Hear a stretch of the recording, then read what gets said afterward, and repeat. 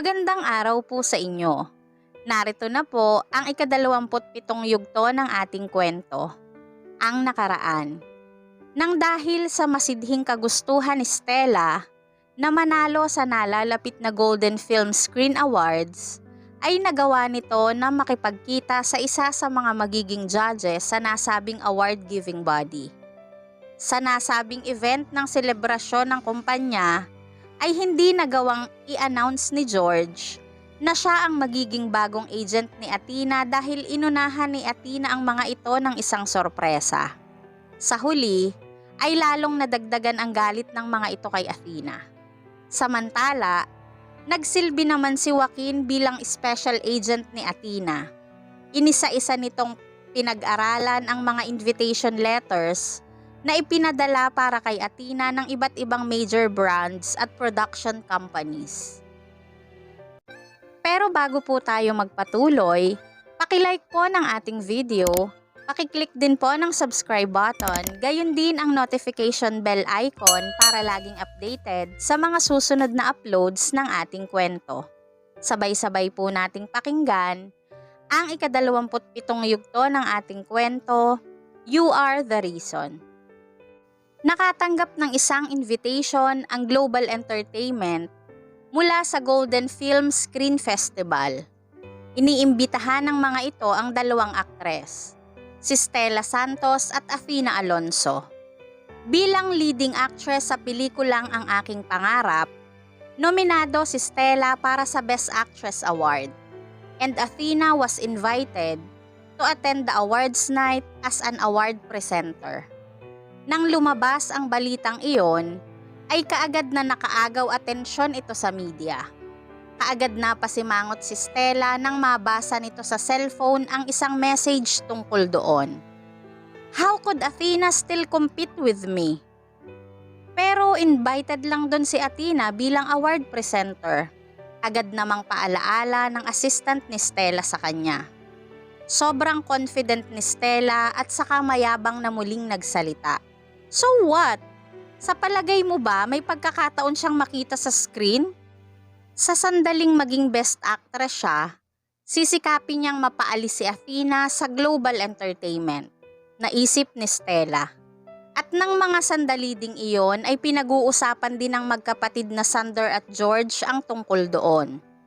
Kung a-attend si Athena sa awards night, siguradong paglalaanan siya ng atensyon ng media. At baka matuklasan nila ang conflict sa pagitan naming dalawa. Saglit itong natahimik saka muling nagsalita. Hindi natin siya maaaring pakawalan. Nung nakaraang party, naisahan niya tayo. At ngayon, hindi natin siya maaaring hayaang maka-attend sa ceremony. Tandaan mo, si Stella lang ang invited. Kasabay ng pagsabi ni George niyon, ay itinapon nito ang invitation para kay Athena. Nararapat lang yan kay Athena. Hindi niya tayo maaaring sisihin. Kung nakinig lang siya sa akin at kinuha niya ako bilang agent niya ng maayos, hindi ko gagawin ito sa kanya. Unfortunately, she still doesn't understand the rules in this industry. Hindi magiging ganoon kadali na makabalik na muli sa industriya sa sandaling mawala na ang popularity mo. Dagdag na sabi pa ni George. Napatango naman si Sander bilang pagsang-ayon dito. At sa puntong iyon ay naging napakasaya ni George. It was an unexpected surprise for Stella to win the award. Bago pa iyon ay nag-give up na kay Stella ang management ng kumpanya. President Sander, Director George, dumating na po si Mrs. Stella. Patok ng sekretary sa pinto ng opisina ni Sander. Papasukin mo siya. Sagot ni George sa sekretary saka muling nag-isip at bumaling kay Sander. No, bumaba ka at sunduin mo siya. Agad na utos nito kay Sander. Katatapos pa lang niyang sabihin iyon, ay lumabas na si Stella sa pinto. Sinong susunduin? Agad na tanong nito nang makapasok. Sino pa, edi ikaw? Pagkasabi noon, ay agad na nilapitan nito si Stella at malugod niya itong binati. Congratulations, Stella. Maghanda kang mabuti bago ka lumakad sa red carpet.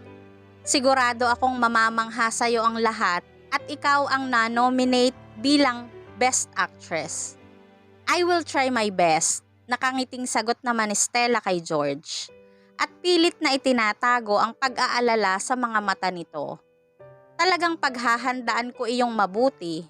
Pero saglit na napahinto ito at sumulyap kay Sander saka muling nagsalita. Narinig ko na invited din si Athena. Hindi importante sa akin kung ayaw niya sa akin pero ang inaalala ko, baka makaapekto iyon sa reputasyon ng kumpanya. Nang marinig iyon ni George ay agad nitong pinayapa si Stella. Don't worry, hindi ko hahayaang maka-attend si Athena sa ceremony.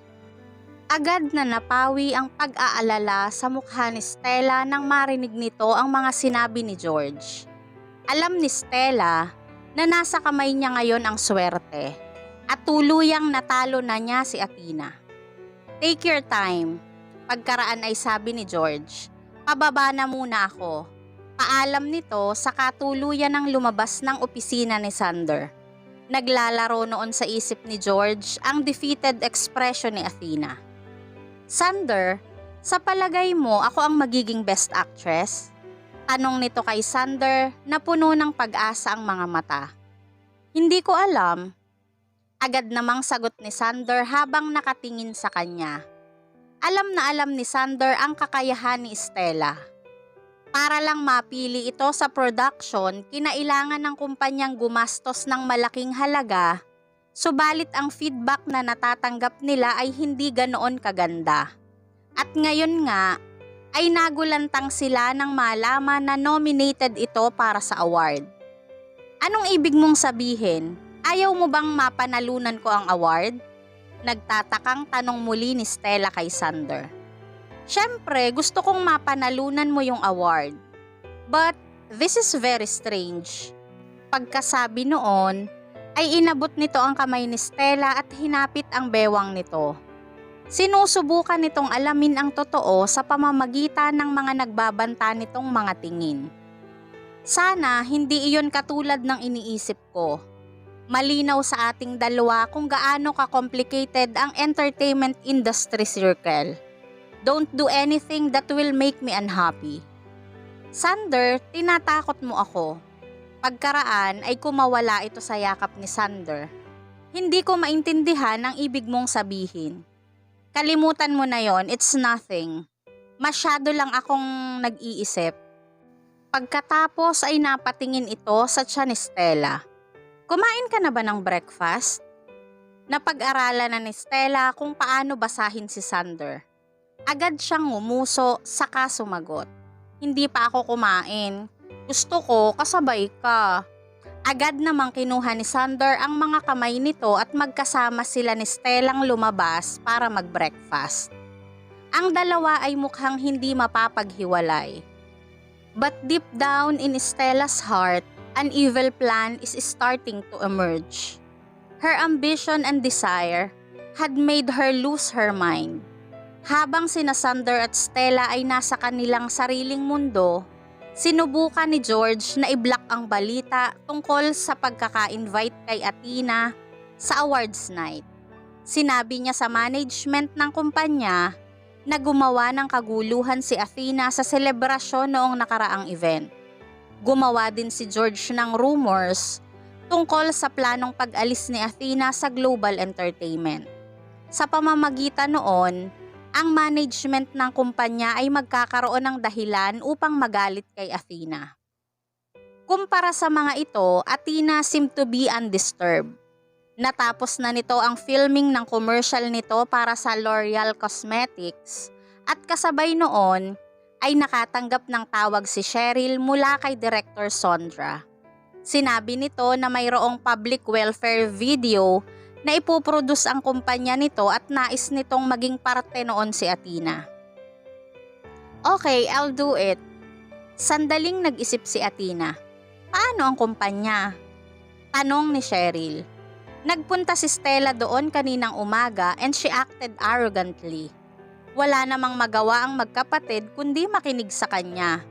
Nagtataka lang ako. Qualified ba talaga ang mga judges?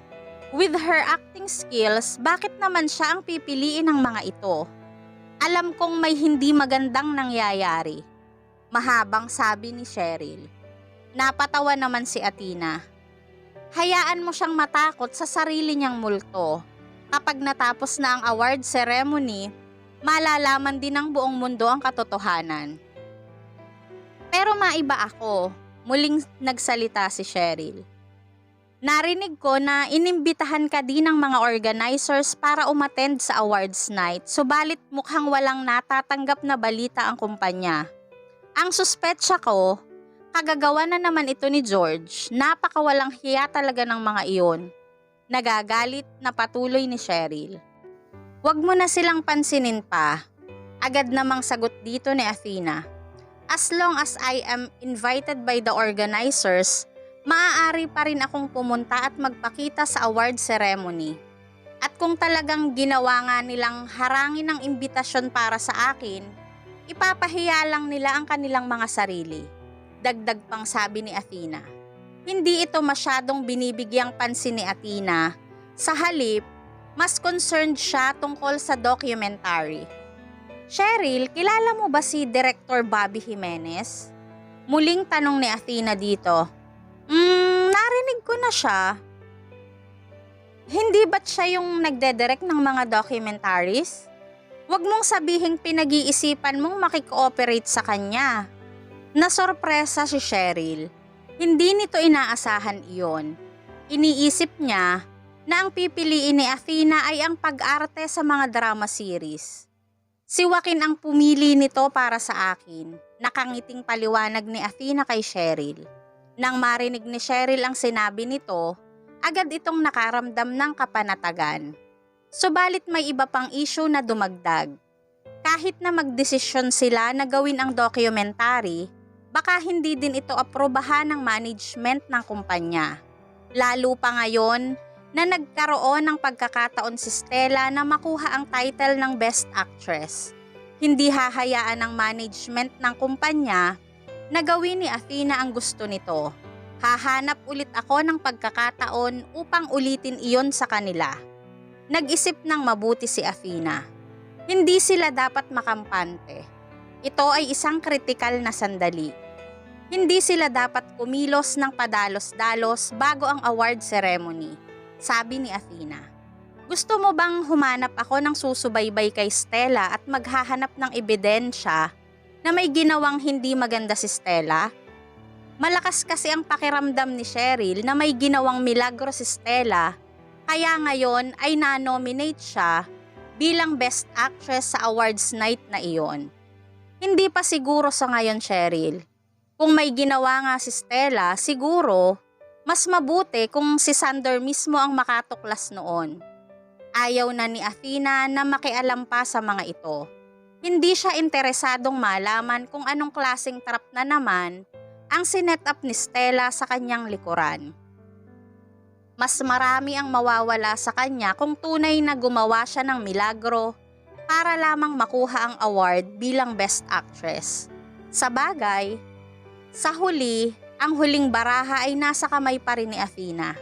Since wala ka na din namang gagawing trabaho ngayon, ipapahatid na kita pabalik ng villa. Napanguso si Cheryl. Nasa opisina pa rin ngayon si Sir Joaquin, 'di ba? Tanong nito kay Athena. Ngumiti naman si Athena. Nag-overtime siya today at plano kong samahan siya doon. Nagpalit siya ng isang nude casual suit sa loob ng kotse at nagsuot ng hat. Anong itsura ko? Mukha siyang ordinary, 'di ba? At paano mo naman mako-consider na ordinary ang katawan mo at yung mukha mo? Nangingiting sagot sa kanya ni Cheryl. Unless maging invisible ka. Pagpasok mo pa lang sa San Miguel Entertainment, I'm sure headline ka na kaagad bukas. Panunokso pa ni Cheryl kay Athena. Anong gagawin ko ngayon? Nalilitong tanong ni Athena kay Cheryl. Gusto sana niyang isurprise si Joaquin, pero kapag naaalala niyang hindi pa sila pwedeng makita ng publiko, baka mawala na siya ng chance to be with him openly. Maya-maya ay umilaw ang screen ng cellphone niya. Si Joaquin iyon. Kalahating oras nang nakapark ang kotse ng assistant mo sa baba ng opisina ko. May sira ba ang kotse niya? Ang boses nito ay puno ng interes. No, gusto ko sanang umakyat dyan to see you pero nung dumating ako dito natakot ako na baka may makakilala sa akin at maapektuhan ka ng dahil sa akin. Nahihiyang sabi ni Athena kay Joaquin. Ang sorpresa sana niya kay Joaquin ay na-reveal na kaagad. Ang kunot na noon ni Joaquin ay agad na na-relax. Itinupi nito agad ang laptop na nasa mesa nito at saka muling nagsalita. Kung gusto mo akong makita, you can meet me at any time. Pabababain ko dyan ang assistant ko para i-escort ka. Pero napakaraming tao ng company mo, okay lang ba? Nag-aalalang tanong ni Athena. Please wait a moment, Mrs. San Miguel. Agad namang inutusan ni Joaquin ang assistant niya para sunduin si Athena. Pagkaraan ay tumayo siya at nagtungo sa pantry at ikinuha nito ng isang basong juice si Athena. Nang muli itong magbalik sa mesa niya, ay naroon na si Athena kasama ng assistant nito. Hindi ko na-expect na ang elevator ng inyong kumpanya ay sobrang tago. Mataman siyang tumingin kay Joaquin at nakangiting muling nagsalita. Hindi kaya sinadya mo iyong ipagawa para may sikretong daanan ang mga female artist ng kumpanya? Hindi ba pwedeng sinadya ko yung ipagawa exclusively for you? Agad namang sagot sa kanya ni Joaquin. Lumakad ito palapit kay Athena at sinuklay ng kamay nito ang buhok ni Athena. Pero gusto ko ang itsura mo kapag nagsiselos ka. Bulong nito sa tainga ni Athena. Nagsiselos? Tumatawa itong napailing. Alam ko namang walang ibang babaeng dumaan doon sa secret passage na yon. And how can you be so sure? Pagkasabi niyon ay inabot niya kay Athena ang juice at hinintay ang sagot nito. A woman's intuition, ngiting-ngiting sagot ni Athena kay Joaquin. Her bright eyes were filled with joy. Pagkatapos noon, ay magkatabi silang naupo sa sofa. Nakatingin sila sa isa't isa at ang makakakita sa kanila ay hindi maikakailang sobra silang in love sa isa't isa. May mga ilang dokumento pa akong kailangang pag-aralan. Please wait for a moment. Apologetic na sabi ni Joaquin kay Athena. Kasabay niyon ay tumunog muli ang cellphone ni Joaquin. Saglit lang, mabilis lang to. Sabi nito bago sinagot ang telepono. Take your time. Naaaliw naman ako dito habang pinagmamasdan kang nagtatrabaho. Ang pagsuporta nito kay Joaquin ang nagbibigay dito ng greatest motivation. Muling nagbalik si Joaquin sa kanyang desk upang tapusin ang ginagawa nito. Samantala, makalipas lamang ang ilang minuto, nang dahil na rin sa sobrang pagod ay nakatulog na si Athena sa sofa. Nang pumasok sa opisina ni Joaquin ang department manager upang mag-report ng progress kay Joaquin, hindi nito sinasadyang makita ang eksenang iyon. Maingat na binuhat ni Joaquin ang isang magandang babaeng natutulog sa sofa at inilipat iyon sa kama ng kwartong nasa katabi lang ng opisina ni Joaquin. At nakangiti ito nang lumabas sa kwartong iyon. Goodness, nakangiti ang kanilang presidente. Bahagya nitong kinurot ang sarili para masiguradong hindi iyon isang ilusyon niya lang. Sa tagal na niya sa kumpanya, hindi pa niya nakitang ngumiti ito ng ganoon. Natapos mo na ba ang report? Malamig na tanong ni Joaquin dito na katulad ng dati. Yes, Mr. President. Agad na ninerbiyos ito at takot na nag-report. Subalit nang lumakad na ito palabas ng opisina ni Joaquin, naguguluhan itong nag-iisip. Sino kaya ang magandang babaeng iyon? She looked familiar. Hindi pa ng mga ito nakita ang presidente na maging ganoon ka-intimate sa kahit na kanino. At ang pinaka-importante, hindi siya maaaring magtanong o magkwento sa kahit na kanino. Madilim na nang matapos si Joaquin sa trabaho nito. Lumakad siya patungo sa kama kung saan nakahiga si Athena. At marahan niya itong ginising. Mrs. San Miguel, Let's go home. Unti-unti namang nagmulat ng mata si Athena at nalaman niyang nakayakap pa rin ito sa kanya. Tapos ka na ba sa ginagawa mo? Wala pa din siyang intensyong umalis sa pagkakayakap ng asawa. Sa tuwing yakap siya nito ng katulad ngayon, she always felt a strong sense of security. Yes, I'm done. His voice was very gentle. Ganito lang siya kapag si Athena ang kasama niya. Anong gusto mong kainin for dinner? Kahit ano, basta ikaw ang nagluto. Malambing na sagot dito ni Athena. Okay, agad na sagot ni Joaquin. Binuhat siya nito patungo sa kotse nito at saka sila umalis. Nang makaalis na sila, sari-saring diskusyon ang kumalat sa parking lot mula sa staff ng San Miguel Media Entertainment. Hindi ba't kotse yun ni President Joaquin? Did he just carry someone into his car? Katulad nga ng sabi ko, sa dami ng female celebrity sa ating kumpanya, President Joaquin always kept his distance with them. At ito pala ang reason kung bakit. It was because he was already taken. Kahit na hindi ko nakita ang mukha niya ng malinaw, mukhang napakaganda niyang babae. Ito ay ilan lamang sa usap-usapan ng mga staff sa kumpanya ni Joaquin. Agad na naging hot topic si Athena sa kumpanya. Naghanda si Joaquin ng dinner na ayon sa gusto ni Athena. Si Joaquin ang personal na gumagawa at naghahanda ng pagkain ni Athena at lahat naman ng niluluto nito ay nagugustuhan ni Athena. Malapit na ang awards night. May nakita ka na bang partner para sa red carpet? Dahil nga ng estado ng San Miguel Media Entertainment, ang lahat ng updates at balita ay hindi maaaring lumampas kay Joaquin. Bukod pa dito, talagang binabantayan ni Joaquin ang lahat ng balita lalo na ang tungkol sa may kinalaman kay Athena. Ang awards night na ito ang magsisilbing pinakaunang appearance ni Athena since her comeback. And of course, it should be the best. Not yet, sagot ni Athena sa tanong ni Joaquin. Ang balitang natanggap ni Cheryl ay ayaw daw ng kumpanya na magpakita ako sa awards night na yan. At ang invitation na mula sa mga organizers ay hindi ipinadala sa akin. Paliwanag ni Athena kay Joaquin. Saglit na nag-isip si Joaquin at pagkatapos ay hinagip nito ang kamay ni Athena. Alam ni Joaquin kung gaano kahalaga ang film festival na iyon kay Athena. Don't worry, just leave it to me. Bulong ni Joaquin sa kanya. Kahit na napakaiksi ng sinabing iyon ni Joaquin sa kanya, sapat na iyon upang kumalma at mapayapa si Athena.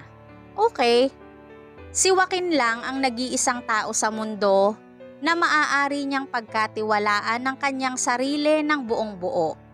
At dahil nga si Joaquin na ang bahala sa lahat, gagawin na lang ni Athena ang lahat ng sabihin nito. Hindi na kinumpronta pa ni Athena si Sander. Ang alam ng mga ito ay walang kaalam-alam si Athena tungkol sa invitation para sa kanya sa awards night. Athena, kailan ka babalik sa trabaho? At gaano katagal mo intensyong magpahinga? Pumili na ang kumpanya ng ilang drama para sa'yo para pagpilian mo. Tanong ni Sander kay Athena. Sinusubukan nitong may makuhang impormasyon kay Athena. Hindi na kailangan pa ng kumpanya na makigulo. Nakapili na ako ng isa. Naisip ni Athena na iyon ang perfect timing. After all, ang lahat ng atensyon ng mga ito ay nakafocus na makuha ang Best Actress Award para kay Stella. Ang atensyon ng mga ito ay wala sa kanya. Nakapili ka na? Anong show ang napili mo? Puno ng pag-aalinlangang tanong nito kay Athena. Nagduda ito na hindi na ganoon kadali makipag-deal kay Athena katulad ng dati dahil nagbago na ito. The Butterfly, a documentary by Director Bobby Jimenez. Agad namang inilabas ni Athena ang kontrata at inilapag iyon sa table ni Sander. Dinampot naman iyon ni Sander at inisa-isang buklatin ang ilang pahina niyon. Sigurado ka na ba tungkol dito? Sa halip na isang high potential drama, mas pinili mo ang documentary? At bakit naman hindi? Sagot ni Athena ng isa pang tanong. Kahit na hindi kalakihan ang kikitain dyan, I still want to film it. Matapos na marinig ito ni Sander, ilang beses pa nitong pinaglipat-lipat ang pahina ng kontrata at saka sumagot. Well, nirerespeto ng kumpanya ang kagustuhan ng artist nito. As long as kaya mo silang mapaperma kahit wala kang agent, wala akong nakikitang rason para mag-disagree at wala ring objections ang management ng kumpanya. Sa opinyon ni Sander, ang naging kasalukuyang plano ni Athena ay isang ganap na pagtapos sa kanyang sariling karir. Paano niya naisip na piliin ang ganoong production? Maaaring magtapos siya nang walang anumang kinita kahit isang sentimo at posible ding magdulot ito ng pagkalugi sa kumpanya. Hindi ito magandang hakbang. Inilalagay lang niya ang kanyang karir sa panganib at sinasayang ang kanyang effort sa lahat ng kanyang pinaghirapan. Sa sandaling mapag-isipan mo na at makaperma ka na ng kontrata, hindi mo na maaaring bawiin pa ang iyong mga salita. At kung sakaling may kung anumang mangyari, ang kumpanya ay walang pananagutan sa iyo.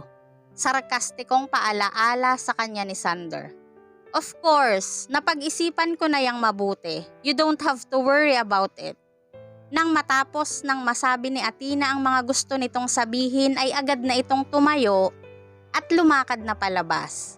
Hindi na niya kailangan pang makipag-usap dito ng matagal. Athena, hindi pa huli ang lahat para magbago ang isip mo. Huwag mo na akong pilitin pa. Pakikiusapan ko si George na kaawaan ka. Hindi agad nakapagsalita si Athena nang marinig iyon. Humarap siya kay Sander at muling nagsalita. Hindi ko kailangan ng awa mo. In fact, sa palagay ko ang kasalukuyan ninyong sitwasyon ay mas nakakaawa. Athena, don't be ungrateful. Sinasabi ko ang lahat ng ito sa iyo dahil kahit paano ay nagmamalasakit ako sa iyo alang-alang sa relasyon natin dati. Paulit-ulit mong hinamon si George at harap-harapan mong kinalaban ang kumpanya. Ano bang magandang naidulot nito sa'yo? As long as willing kang tanggapin ang pagkakamali mo, kakalimutan ko ang lahat at bibigyan kita ng chance na makabalik sa industriya. The more Sander spoke, the more anxious he sounded. Gusto talagang itanong dito ni Athena kung naisip na kaya ng mga ito kung anong kalalabasan ng mga lihim na plano nila laban kay Athena sa sandaling ma-expose ang mga iyon. Was I the only one who dealt with things ruthlessly? Pagkasabi niyon ay inalis ni Athena ang tingin nito kay Sander, tinalikuran niya ito at tuluyang lumabas ng silid na iyon. Ang kanyang determinasyon ay mararamdaman sa kanyang paghakbang palayo at nagdulot naman iyon kay Sander ng hindi magandang pakiramdam. Nalaman na kaya nito ang totoo tungkol sa invitation para sa awards night? Naisip ni Sander. Nang makalabas si Athena sa opisina ni Sander ay nasa lubong naman ito si Stella na noon ay papasok at kararating lamang sa opisina. Kalalabas mo lang ba sa opisina ni Sander? Bakit ba atat ka na makipag-meeting ng ganitong kaaga? Agad na tanong nito kay Athena. It has nothing to do with you. Sarkastiko namang sagot dito ni Athena pagkatapos ay binilisan na niya ang hakbang upang makalayo na rito. Nagmamadali ka nang makaalis? Dahil ba sa trabaho? Hindi yata tama. Hindi ka nakatanggap ng invitation para maka-attend sa awards night. Wala ka ring manager para maghanap ng partnership for you. Kaya ngayon, isa ka na lang unemployed na palaboy. Mas mabuti siguro kung itatago mo na lang para sa sarili mo ang masama mong ugaling yan. Baka mamaya, konti lang ang masabi kong magandang bagay tungkol sa'yo sa harap ni Sander. Ang pagiging arogante ni Stella ay hindi man lang nakaapekto dito ng kahit kaunti. Hinintay muna ni Athena na matapos ito sa sinasabi nito, saka siya muling nagsalita. Maaari bang ipagmalaki ang isang movie star na ginamit ang sariling katawan para manalo ng title? Natigilan si Stella sa narinig na sinabi ni Athena. Kung nakatanggap man ako ng invitation o hindi, may trabaho man ako o wala, it's none of your business. Mas mabuti pang alagaan mo na lang ang sarili mo. Wala ka nang maaaring itago pa sa circle na ito. Athena gently pushed away Stella at nahuli niya ang mga mata nito na puno ng pag-aalala at anxiety. At tuluyan na siyang umalis doon. Nagngingit-ngit naman sa galit si Stella nang marinig nito ang mga sinabi ni Athena. Nag-aalala si Stella na may malaman si Athena tungkol sa isang bagay na kanyang ginawa. Samantala, nang marating naman ni Athena ang parking lot, isang luxury supercar naman ang huminto sa harap niya. Nasorpresa siya nang makitang si Joaquin pala ang may drive ng luxury car na iyon. Anong ginagawa mo rito? Agad na tanong ni Athena. Naramdaman ko lang na may isang taong nakakamiss sa akin kaya eto, ako muna ang driver mo today. Agad namang sagot nito kay Athena. Ngumuso si Athena at saka nagsalita. Wala nga akong sariling sasakyan, driver pa ba? Saka ito napangiti kay Joaquin. What's mine is yours, maagap namang sabi ni Joaquin dito. Walang sawang pinagmasdan ni Athena ang gwapong mukha ni Joaquin habang nakafocus ito sa pagdadrive. Noon ay nasa high-end business district na sila nang magtanong si Athena. San ba tayo pupunta? Malalaman mo kapag ando na tayo. Maagap na sagot naman ni Joaquin sa kanya. Maya-maya ay inihinto nito ang kotse sa isang luxury clothing store. Kaagad bumaba si Joaquin at pinagbuksan siya ng pinto like a gentleman. Took her hand at inalalayan siyang makapasok sa shop na iyon. President, ready na po ang mga damit. Please come with me. Ang sales assistant ay hindi na nasorpresa nang makitang magka-holding hands sila ni Joaquin. Mukhang matagal na silang magkakilala ni Joaquin at alam nito ang relasyon nila. Okay lang ba na magkasama tayo dito? Bulong ni Athena kay Joaquin. Yeah, agad na sagot naman ito. San Miguel Media is the owner of the shop. Nakangiting dagdag pa ni Joaquin. Napatango na lang si Athena. Alam niya na ang lahat ay ginagawa ni Joaquin in a comprehensive and meticulous way. Inasikaso sila ng shop attendant. Maraming klase ng outfits ang ipinakita nito sa kanila. 2 klase ng outfit ang nakahang sa rack. Talagang napakagaganda ng pagkagawa sa mga iyon at bukod doon ay napaka-elegante pa. Tingnan natin kung may magugustuhan ka, sabi ni Joaquin sa kanya.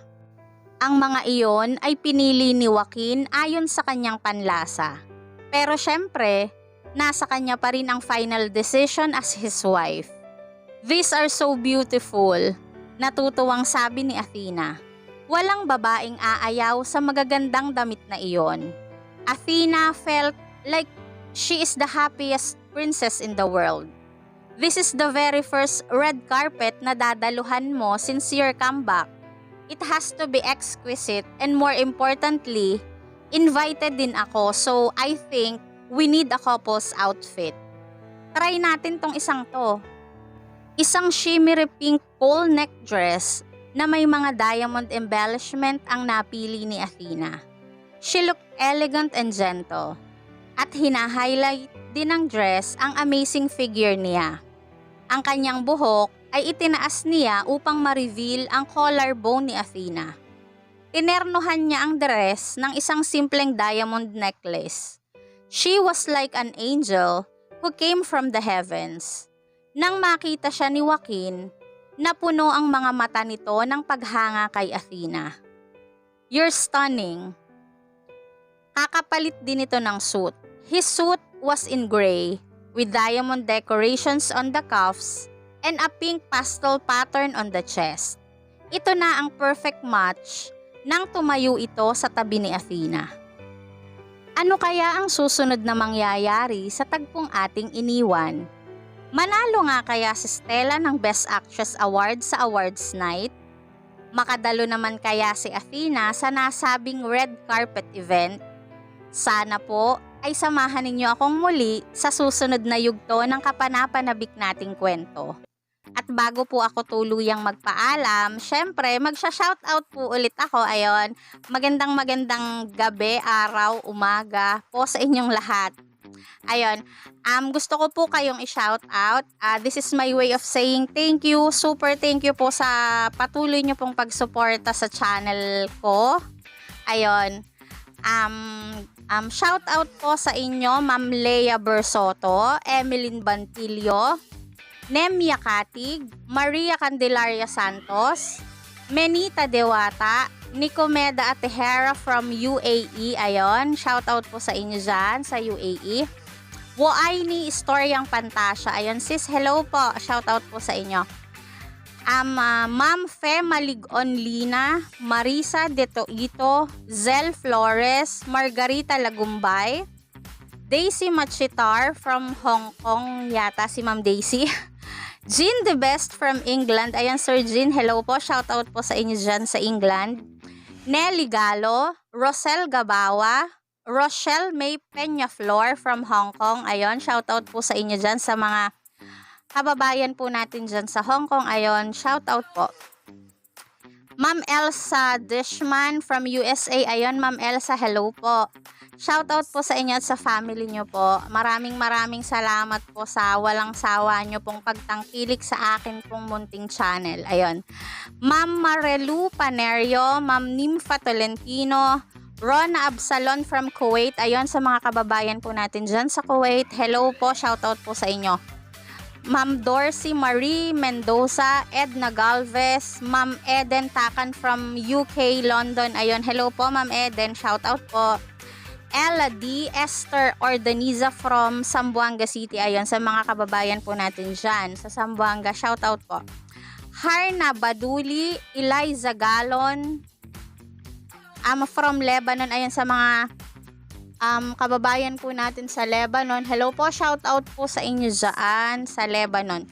Jing Revadenera, Mirna Katonina, Judy Char na nasa Kuwait ngayon, at saka sa family ni Sis Judy na nasa Bohol. Ayon, shout out po sa inyo.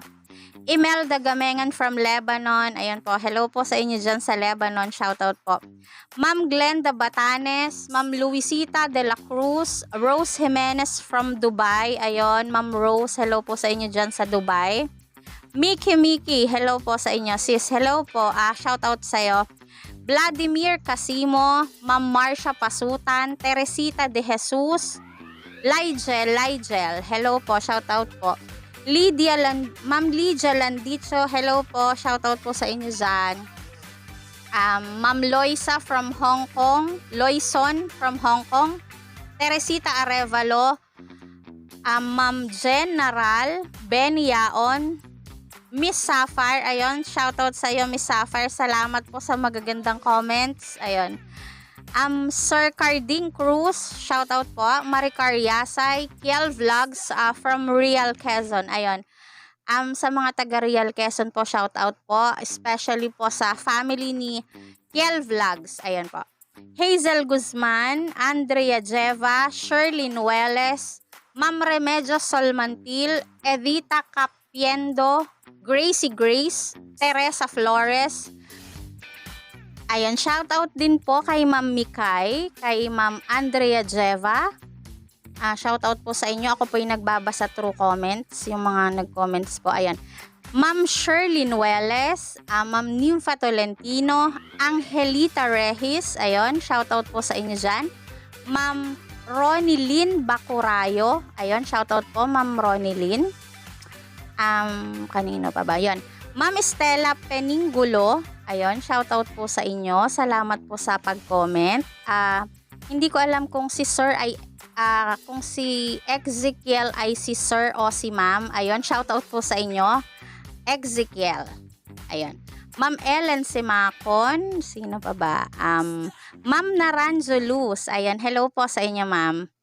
Ma'am Luz. Tapos si Luwinia 2020. Ayun, thank you po sa sa palaging comments and likes. Ayun. Shoutout din po kay Ma'am Zoani Erich. Ayun. Hello po. Ang dami po nating mga bagong nagko-comment. Nakakatuwa naman. And kay Ma'am Fatima Double K, Ma'am Marsha Pasutan, Rose Jimenez from Dubai. Ayun, Ma'am Rose, hello po.